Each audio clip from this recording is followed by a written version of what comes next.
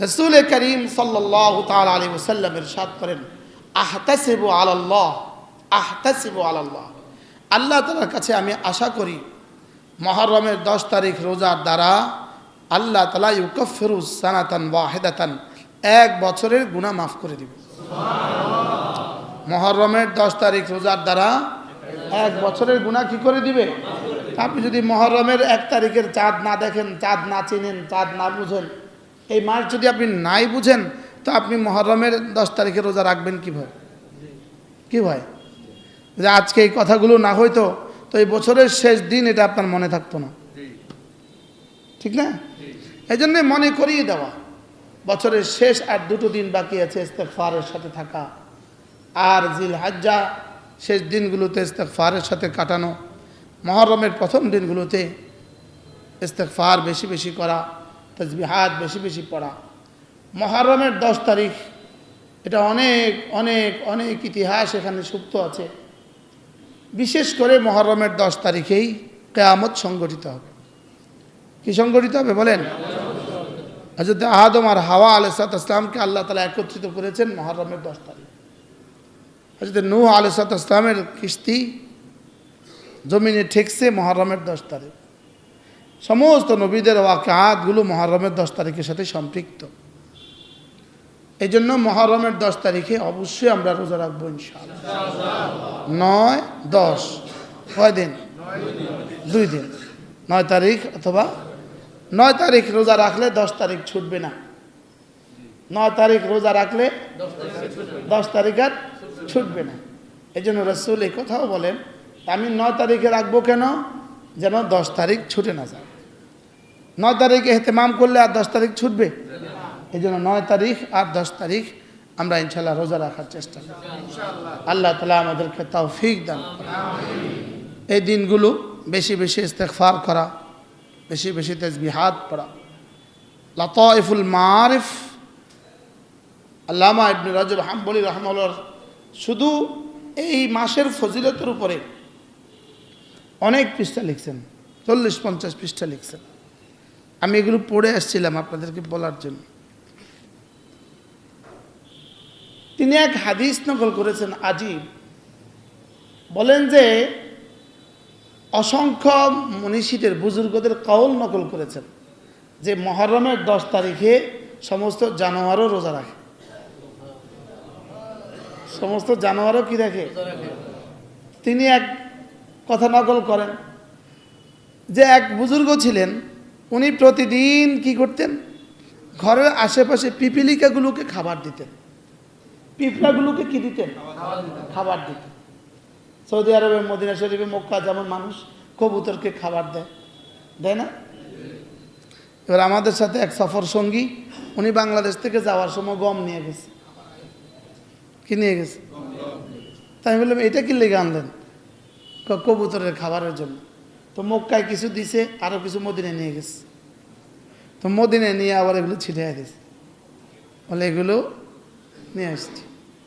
তো বলে যে মুহররমের 10 তারিখে পিপিলিকাকে যখন খাবার দিল, তো দেখলো যে কোনো পিপিলিকা খাবার খায় না। কি বিষয়টা কি? খাবারে কোনো পিপিলিকা মুখ দেয় না। পরে বুঝলেন যে আজকে বুঝি পিপিলিকা রোজা রাখছে। পরে দেখে যে ইফতারের সময় সারি সারি পিপিলিকা এসে খাবার শুরু করছে। রেওয়ায়েত দুর্বল, ঘটনা দুর্বল, ঘটনা কি দাঈফ। এই জন্য এই দিনে আমরা ইনশাআল্লাহ রোজার ইহতিমাম করবো ইনশাআল্লাহ। নিয়ত পাক্কা ইনশাআল্লাহ। আল্লাহ তৌফিক দান। যারা হজ করেন নাই, হজের নিয়ত করেন। সেক্রেটারি সাহেব আসছে মনে হয়, আমাদের সেক্রেটারি সাহেব আসছেন। যারা হজ করেন নাই তারা কি করেন?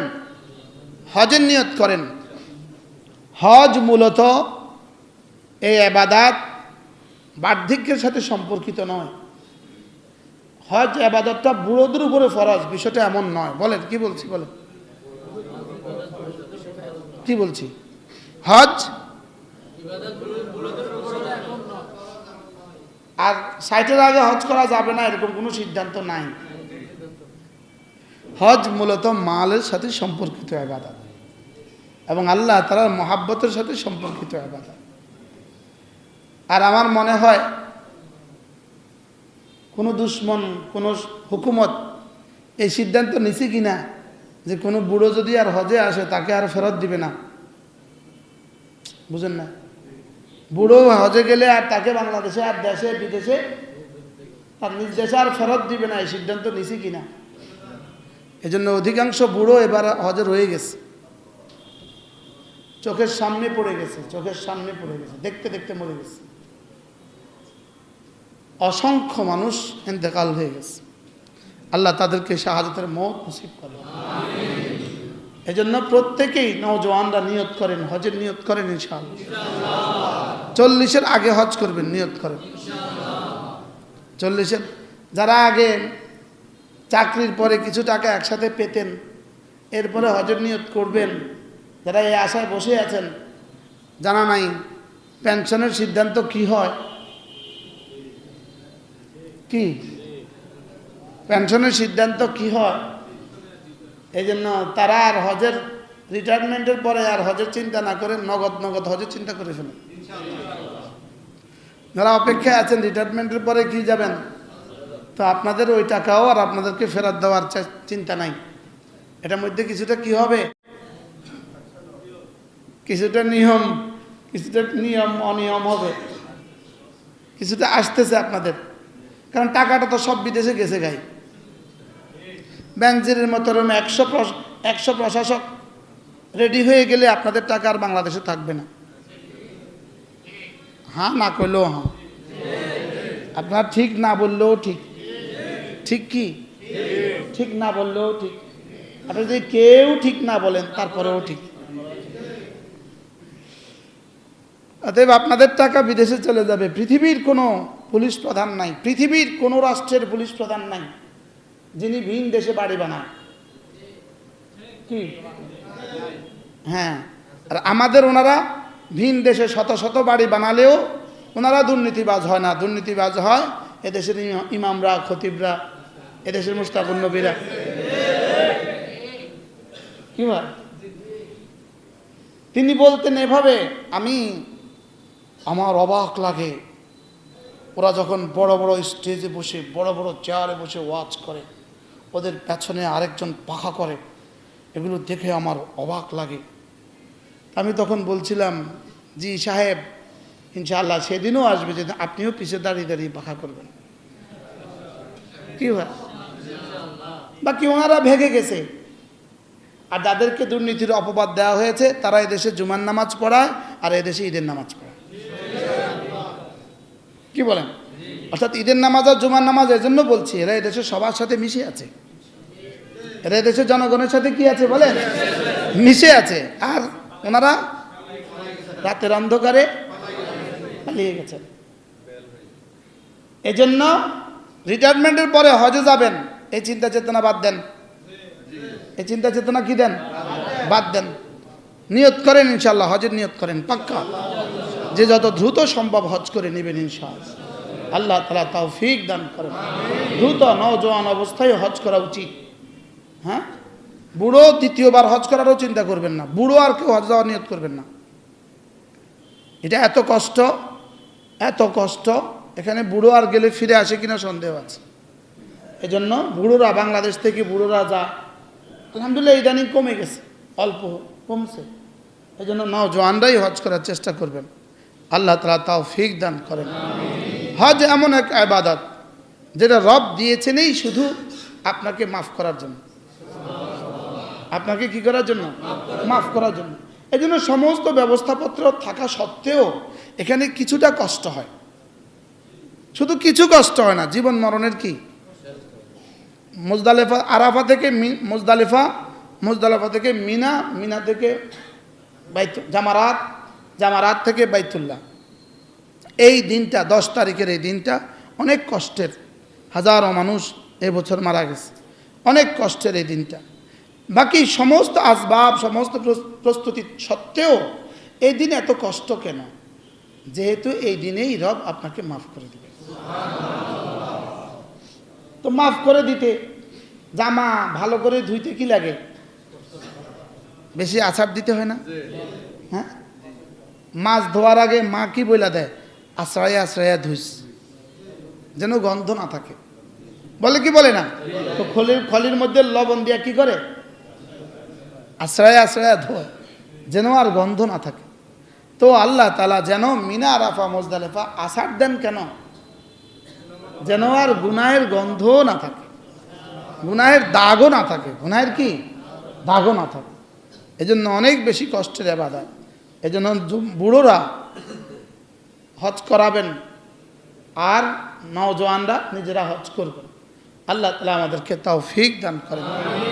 আমাদের হজ এখন থেকে প্রত্যেকেই নিয়ত করেন, যে যে বয়সে আছেন নিয়ত করেন যে আল্লাহ তাআলার ঘরে যাবেন।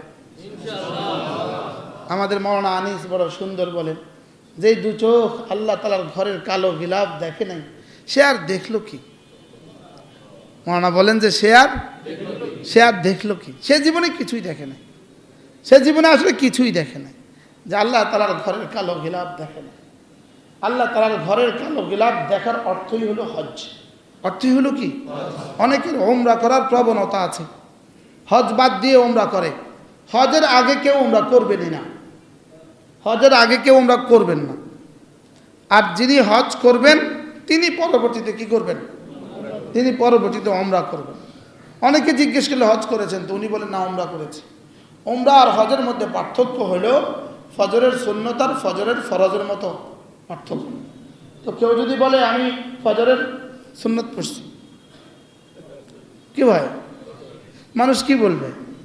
সুন্নত পড়ছো মানে ফরজ পড়ো নাই। হ্যাঁ, তো ফরজ না পড়ে সুন্নত পড়লে লাভ কি হবে? 70,000 ওমরা এক হজের সমান হবে না।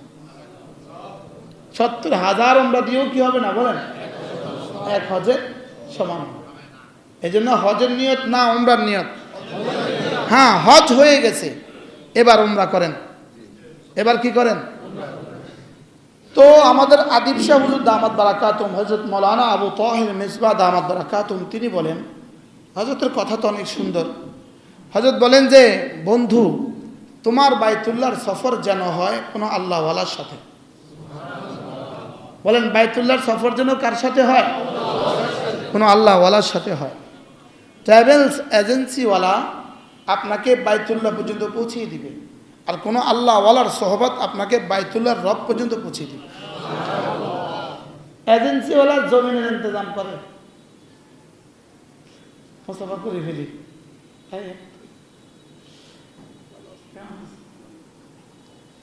এজেন্সিওয়ালা জমিনে ট্রাভেলিং এর ইন্তজাম করে, আর কোনো আল্লাহওয়ালা আর শাহজিমে মালিকের সাথে ট্রাভেলিং এর ইন্তজাম করে। এই জন্য হজ শুধুই ট্রাভেল চালার সাথে হবে না, কোনো আল্লাহওয়ালার সাথে হবে। হজ হওয়া চাই কোনো আল্লাহওয়ালার সাথে, যিনি আমাকে রব পর্যন্ত পৌঁছাবার রাস্তা বলে দিবেন। আপনি গাড়ি চলেন তো চিনেন না, রাস্তাও মানুষ নেই, তো বাচ্চা থাকলে বাচ্চাকেও জিজ্ঞেস করে, হয় কি হয় না বলে? নারীকেও তো জিজ্ঞেস করে, কোনো পাগলি থাকলে পাগলিকে জিজ্ঞেস করে। রাস্তায় কেউ নেই, পাগলি আছে একটা, আমি অমুক জায়গায় যাব, বলেন কোন দিকে? ওইদিকে যা। একবার সাহারস্তে আমরা মাহফিলে যাচ্ছিলাম, বৃষ্টি হচ্ছিল, রাস্তায় কেউ নাই, শুধু একটা পাগলি ভিজে ভিজে যায়। আমরা মাহফিল চিনি না, তো ওই পাগলিকে জিজ্ঞেস করছি একটা ওয়াজ হইতেছে কোন দিকে? আপনারা তো আগে চলে আসছেন, পেছনে যান পেছনে যান। আমরা গাড়ি আবার পেছনে গেছি। কি ভাই, তো রাস্তা না চিনলে পাগলিকেও জিজ্ঞেস করতে হয়। আল্লাহ তাআলা বলেন, ফাসআলু আহলাদ যিকরি ইন কুনতুম লা তা'লামুন। যদি আল্লাহ তাআলা পর্যন্ত পৌঁছার রাস্তা তুমি না চিনো, তো কোনো জিকিরওয়ালাকে জিজ্ঞেস করো। এখানে আহলা যিকরে মানে আহলাল কিতাব, কোনো কোরআনওয়ালাকে জিজ্ঞেস করো। কোনো কোরআনওয়ালাকে কি করো?